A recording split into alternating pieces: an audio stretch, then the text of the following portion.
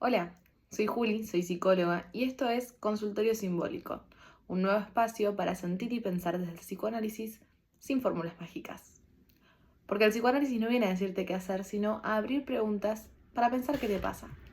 Hoy tengo ganas de hablar de algo que nos atraviesa a todos de distinta forma, los duelos. No solo cuando muere alguien, sino cuando también perdemos un proyecto, una etapa, una relación o incluso una versión de nosotros mismos. Y quiero que lo pensemos juntos desde lo que nos duele, pero también desde esa versión de qué nos enseña este dolor. Freud, en su texto Duelo y Melancolía, nos explica que el duelo es el trabajo que el sujeto hace para desprender su líbido, o sea, su energía psíquica, de este objeto perdido. Es decir, cuando algo o alguien ya no está, hay una parte de nosotros que sigue aferrada ahí sin poder retirarse. No se trata solo de tristeza, sino que el duelo es un proceso psíquico. El sujeto tiene que aceptar poco a poco que eso que amaba ya no está. Y eso lleva tiempo. No existe un deberías estar mejor, no hay etapas fijas, no hay una línea recta, no hay una fórmula secreta.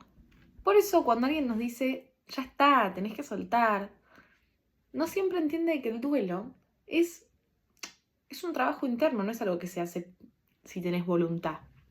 Un trabajo que implica perder algo, pero también reencontrarse con uno mismo en esa pérdida.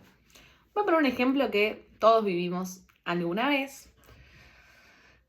Una paciente me decía que después de cortar con su pareja, no podía borrar las fotos, pero tampoco podía mirarlas. Me gustaba mucho. Las dejaba ahí como suspendidas. No era nostalgia, era algo del lazo que seguía insistiendo. Otro caso, alguien que terminó una carrera universitaria, pero en vez de alegría sintió un vacío, como si no supiera quién era ahora que ya no era el estudiante. Eso también es un duelo, porque justamente el duelo no es solo por lo que se pierde en el afuera, sino por lo que uno pierde de sí mismo con ese cambio. Y ahí está el punto. Lo que duele no es solamente el objeto perdido, sino el lugar que, qué sé yo, ocupábamos en relación a ese objeto. Cuando algo se va, no solo perdemos eso entonces, sino que también perdemos la forma en que nos sosteníamos a través de eso. Lacan decía que la angustia no engaña. Es decir, cuando aparece la angustia es porque hay algo del deseo que está en juego. La angustia en el duelo no es literalmente dolor, sino que es señal de que algo se está moviendo en nuestro psiquismo. Por eso mismo, no hay que apurarla ni tampoco taparla. En psicoanálisis no se busca eliminar la angustia, sino escucharla.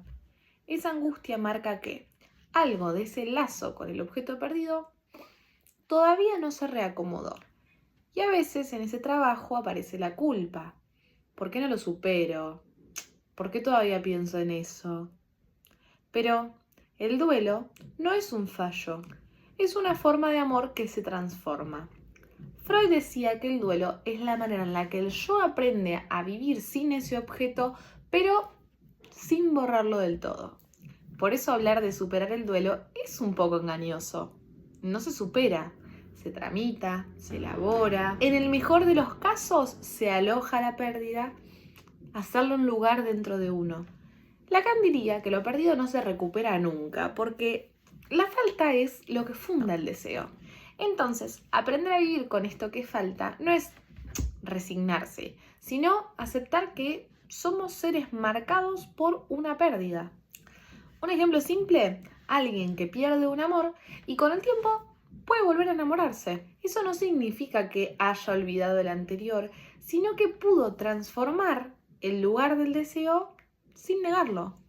Pensar el duelo desde el psicoanálisis no es sanar rápido, cerrar ciclos, es poder escuchar qué nos pasa cuando algo se va y qué de eso sigue insistiendo en nosotros.